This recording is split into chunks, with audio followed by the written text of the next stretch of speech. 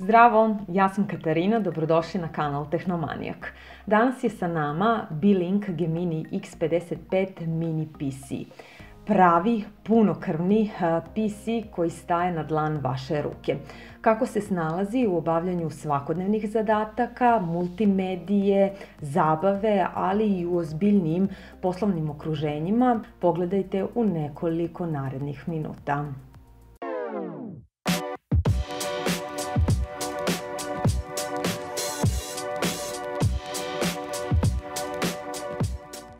Za početak bih želela da se osvrnem na sam trend ekspanzije mini PC-eva.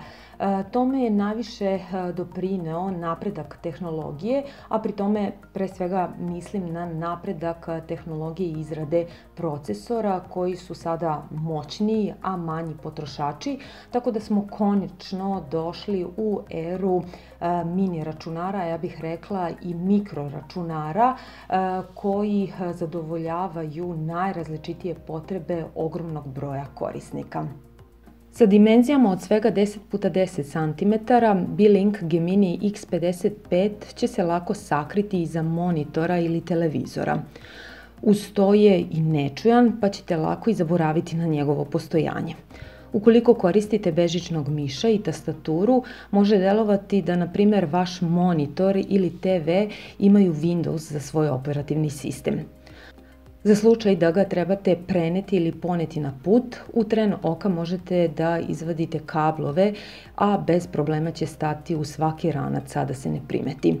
Dobro, budimo realni, ovo ipak nije zamena za laptop.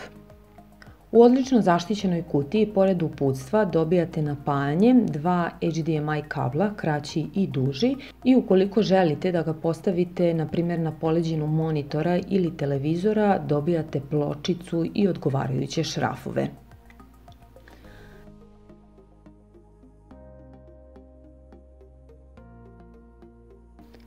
Sa prednje strane, pored dugmeta za gašenje, to jest paljenje, jesu i slot za slušalice sa podrškom za mikrofon, kao i 2 USB 3.0 porta. Na drugoj strani su još 2 USB 3.0 porta, gigabitni LAN port, 2 HDMI porta, dok je na bočnoj strani još i proširenje za karticu i ventilaciona rešetka. Na prvi pogled je veoma sličan svom prethodniku J45, međutim pokreće ga jači procesor.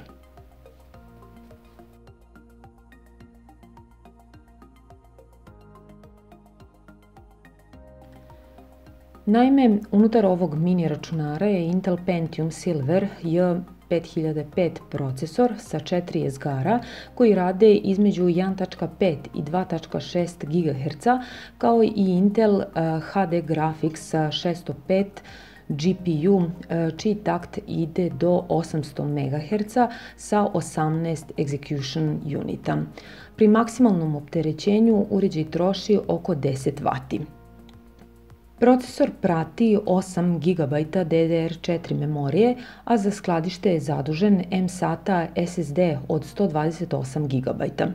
Što se tiče povezivanja, tu je gigabitni port kao i Wi-Fi na 2.4 i 5 GHz, kao i mogućnost povezivanja Bluetooth uređaja.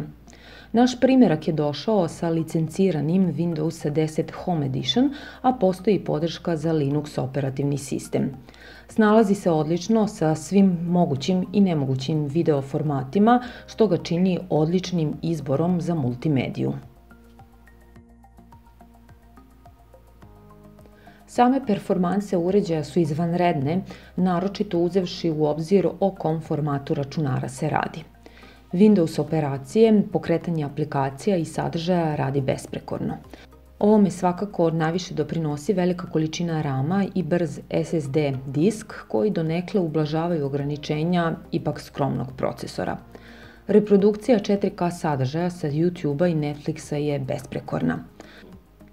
Probali smo i nekoliko test klipova sa bitrate-om i do čak 120 megabita i osim prvih par sekundi trzanja, reprodukcija teče glatko. Pitanje koje često dobijamo za gotovo svaki uređaj jeste da li i kako radi Kodi. Bez brige, na ovom uređaju radi savršeno.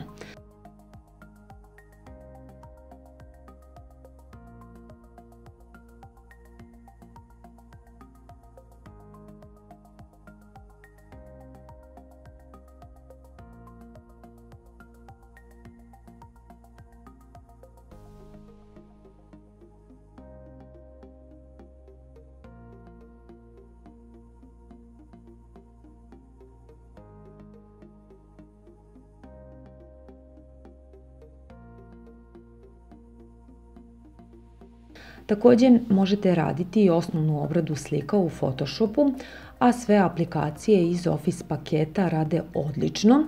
Mi smo probali i baratanje sa nekoliko zahtevnijih dokumenata i kao što vidite to radi više nego zadovoljavajuće.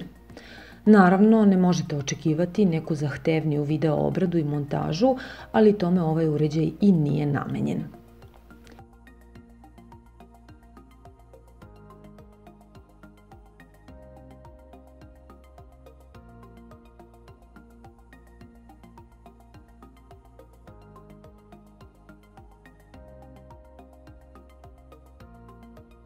Što se tiče gaminga, možete pokrenuti arkadne i druge manje zahtevne igre sa Windows Store-a ili se možda okušati sa nekim streaming servisom.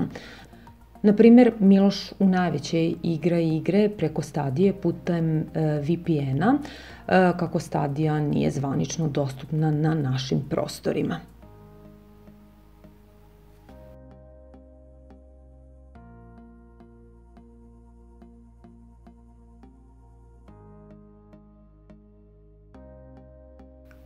Kao i svaki uređaj, i ovaj ima po neku manu. Ja bih izdvojila odsustvo modularnosti, to jest jedino možete nadograditi disk, a sa druge strane, ukoliko se desi kvar, teško ćete naći rezervni deo ili izvršiti popravku. No, suma sumarum, ja sam zaista oduševljena ovim proizvodom. Iskreno, dugo se nisam susretala sa mini računarima i mogu reći da ono kako ih pamtim i nisu na mene ostavili baš neki utisak. Verovatno se i vi sećate njih iz onog vremena kada su izgledali bukvalno kao ogromni digitroni koji nisu služili ničemu. Elem, ovaj računar možete koristiti za obavljanje svakodnevnih poslova, zatim kao multimedijalni centar, odnosno multimedijalnu stanicu, ali i za obavljanje složenih poslovnih zadataka. Nečujan je, nije potrebno puno kablova, također ukoliko vam je bitno da je uređaj mali potrošač, ovo je prava stvarčica za vas. Jeste li se susretali sa mini računarima? Kakvo je vaše mišljenje o ovom Beelinkovom? Pišite nam u komentarima, a mi se vidimo uskoro. Veliki pozdrav, ćao!